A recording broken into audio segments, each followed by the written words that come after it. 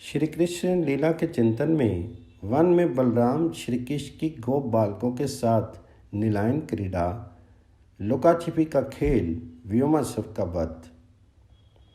महाबली वकासुर को वीरन तृण की भांति चीर करके फेंक दिया गया।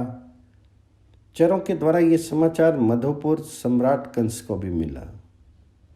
मानो किसी ने एक साथ सहस्त्र शूल चुभो करके हृदय को छिन्न भिन्न कर डाला। ऐसी मार्मिक वेदना से कंस के प्राण कर्रा उठे।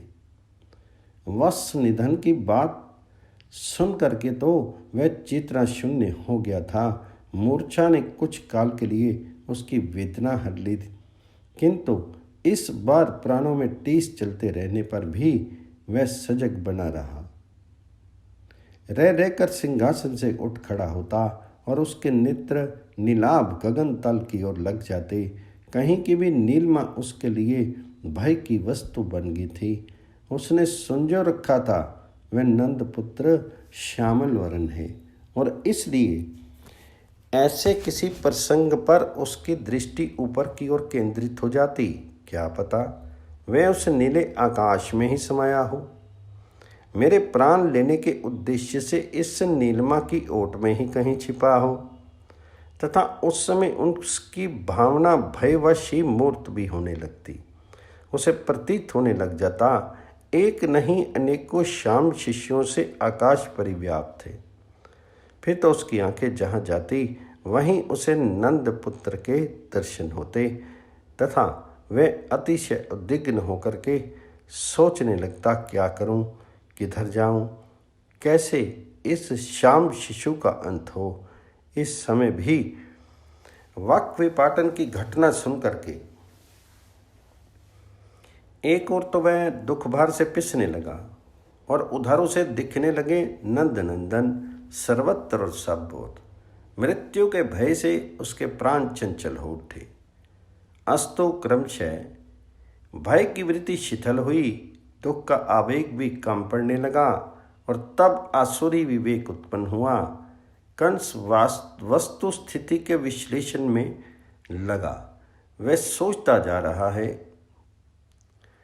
हाय रे, ऊंचे से ऊंचा माया जाल बिछाने वाले इन सब दैत्यों की माया वहां उस नंद ब्रज में झाड़ ली गई। सब के सब वहां जाकर के खप गए। जो सबको छिन्न भिन्न करने वाले थे वे वहां स्वयं नष्ट हो गए। तो क्या करें, जीवन की आशा समाप्त हो चुकी। कंस के भाल पर श्वेत कंस झलक उठे। इसी समय सहसा जैसे किसी ने स्मृति जगा दी हो, इस भांति उसे मैं पुत्र व्योमासुर का स्मरण हो आया। ये व्योम त्रिशृंग शिखर पर युद्ध में कंस से पराजित हुआ था। आत्मसमर्पण करते हुए इसने कंस की दासता स्वीकार की थी, और तब से नित्य सहचर बन करके व्योम ने कंस का सिर ऊंचा किया था। ऐसे स्वामी भक्त शूरवीर सेवक की स्मृति कंस की क्रूर आंखों में आसुरी उल्लास भर देती है। अब उसे अग्रिम कर्तव्य का निर्णय करने में विलंब नहीं होता। संकल्प विकल्प की आंधी इस निम्नोक्त निश्चय को छूकर शांत हो जाती है। तब तो एकमात्र व्योम नामक दानव ही इस कार्य के लिए उपयुक्त पात्र दिखता है। सब प्रकार की माया में परम निष्णात महामायावी मैं दानव का ये पुत्र व्योम प्रख्यात बलवान है। निसंदेह वह इस कार्य के लिए सर्वश्रेष्ठ है। कंस का यह निश्चय तुरंत कार्यान्वित भी हो गया। पद्मावती के कठिन कोख से जन्म धारण करने वाले कंस ने बड़े सम्मान से व्योमासुर को बुलवाकर उस कार्य के लिए ब्रजेंद्र नंदन के प्राण अपहरण करने के लिए उसे व्रज की ओर भेजा। अस्तो कंस प्रेरित व्योम चला वृंदाकानन की ओर, जहाँ श्री कृष्णचंद्र की परम मनोहर लीला सतत चलती ही रहती है। इस समय भी चल रही है।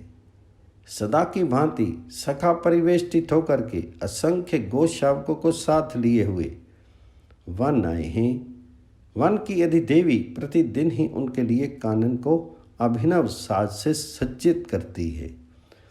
आज भी सजा रखा है और अब तो कानन पर ऋतुराज वसंत का आधिपत्य आरंभ हो गया है।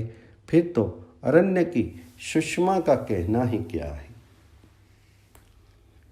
मुकुलित आम्र शाखा पर कोकिल कंठ से निसृत कोहु कोहु का गान, पुष्पित द्रुमवल्लियों पर भ्रमर गुंजन, मानो श्री कृष्णचंद्र के दर्शन से वन अधिदेवी का आंतरिक आनंद ही उसके रोम रोम से ध्वनित हो रहा।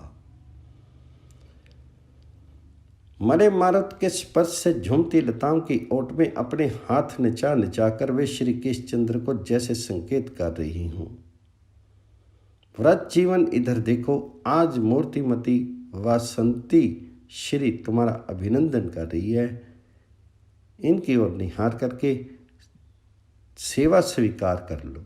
श्री कृष्णचंद्र, मेरे इस वन में ही इनका नित्य निवास है, पर रमणी सुलभ लज्जावश ये किसी के सामने अधिक काल तक टिक नहीं पाती। आज मेरे कहने से साथ ही तुम्हारा वियोग असहाय हो जाने के कारण सर्वांग विभूषित होकर के तुम्हारे समक्ष आई है। हे मेरे वनचंद्र, एक बार अपनी दृष्टि डाल करके इसके श्रृंगार को सफल कर दो। देखो तो सही, तुम्हारे लिए आज इन्होंने अपने को कितना सुंदर सजाया है। पुन्नाग पुष्पों का तो अवतंस धारण किया है, माधवी कुसुमों की माला धारण की है, बकुल निर्मित गुच्छार्ध नामक हार पहन लिया है, अपने लाट देश में पलाश पुष्पों में सिंदूर की रचना की है, वक्ष स्थल पर चंपक की कंच की शोभित है, कटी देश अशोक के अर्ण परिधान वस्त्र से विभूषित है। आहा देखो, ये कैसी अद्भुत शोभा का विस्तार करते हुए व्यक्त हुई है। अस्तु इस वसंती श्री से विभूषित परम रमणीय वृंदावन में श्री कृष्णचंद्र का विहार हो रहा है। पहले तो अरण्य शोभा निरीक्षण का कार्य हुआ, फिर गोवध संचालन संलालन का, और अब परम अद्भुत नीलायन की क्रीड़ा आरंभ हुई। प्रस्ताव गोप शिशुओं का था तथा श्री कृष्णचंद्र का तो नित्य समर्थन है ही। इस खेल में चोर एवं रक्षक का अभिनय होगा। श्री कृष्णचंद्र एवं उनके सखा लुका छिपी का खेल खेलेंगे। कुछ गोप शिशु चोर बने, कुछ भेड़ चराने वाले बने, कुछ भूमि पर हाथ टेक कर भेड़ बनने का अभिनय करने लगे।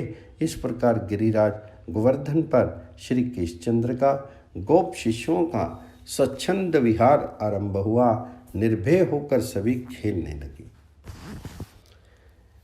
व्योम यहाँ उसी समय आता है जबकि श्री कृष्णचंद्र एवं उनके संपूर्ण मंडली परम आनंद में निमग्न होकर के इस निराले क्रीड़ा में तन्मय हो रही है।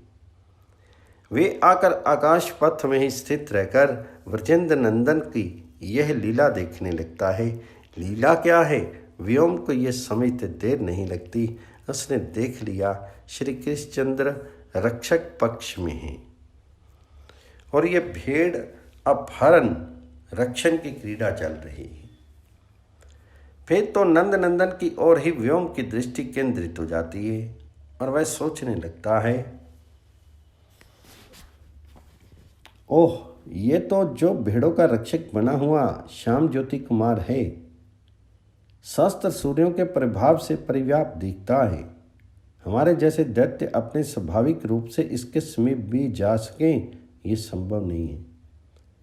फिर भी हमारे लिए तो यही अवसर श्रेष्ठ है। ऐसा दूसरा अवसर फिर मिलने पर ही नहीं। इस समय इस नंद पुत्र का कहाँ क्या हो रहा है इस पर ध्यान ही नहीं है। बस इस असावधान श्याम शिशु के साथ वाले बालकों को, जो इनके बाहर संचारित प्राण के तुल्य बने हुए हैं, अनायास हर लिया जाए। ये हुआ कि फिर तो सखा वियोग से व्याकुल होकर के इन सब का अगुआ ये श्रेष्ठ बालक भी बिना किसी लपट झपट के ही मेरी पकड़ में आ जाएगा।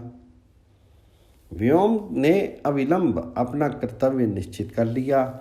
उस महामायावी ने देखते देखते ही चोर बने हुए गोप शिशु जैसे अपना रूप भी बना लिया। फिर उस क्रीड़ा मंडली में जाकर के सम्मिलित हो गया। गोप शिशुओं ने सरथा नहीं जाना। बाल्य लीला विहारी श्री कृष्णचंद्र भी क्रीड़ा रसपान में निमग्न हैं।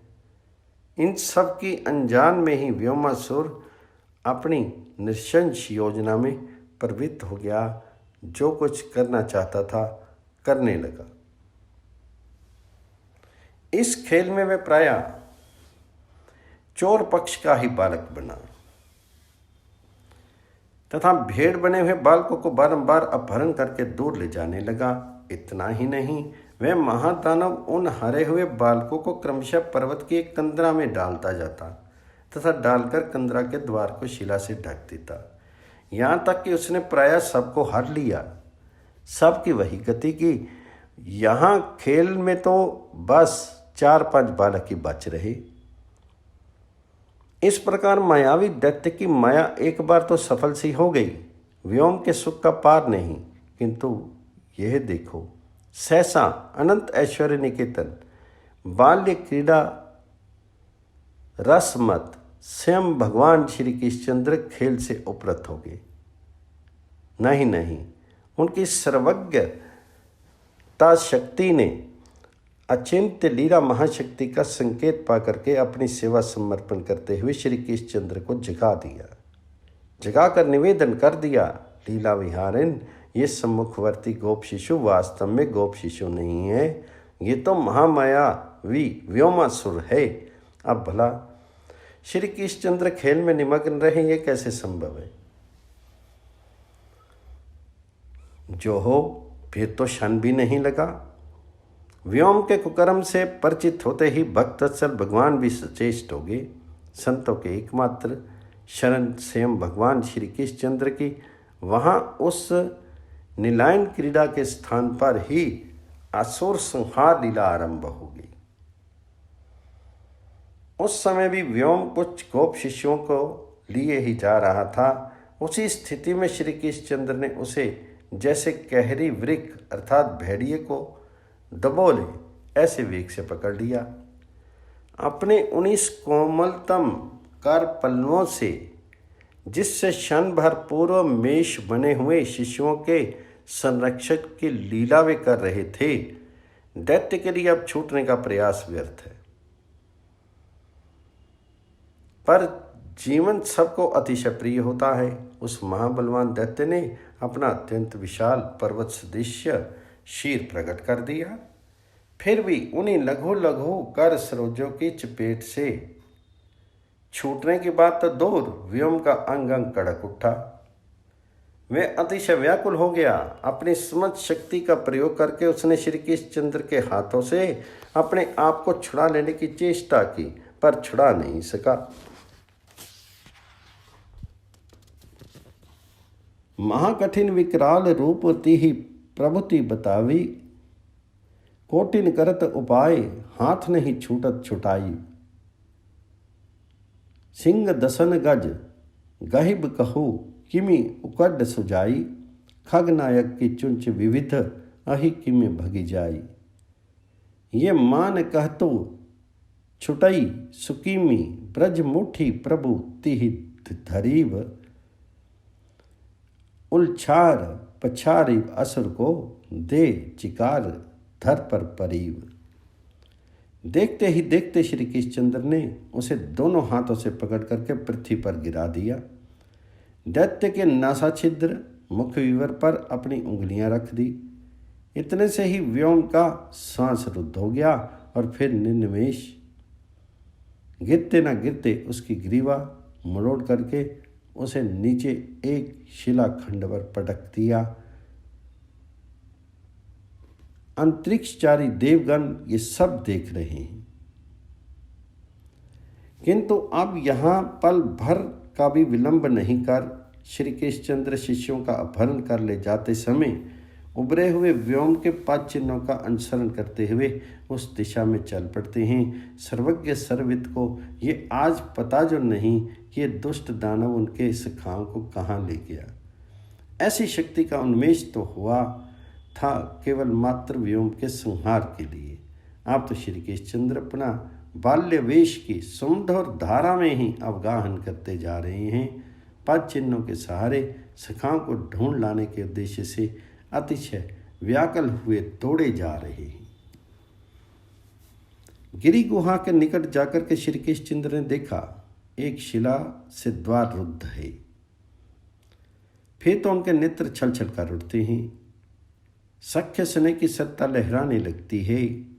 उनकी एक मुट्ठी की चोट से शिला तो चूर्ण विचूर्ण हो जाती है और वे कंदरा के अंतर्भाग में प्रविष्ट हो जाते हैं। ओह, वहाँ का करुण दृश्य! कदाचित क्षण भर का विलंब और हुआ होता।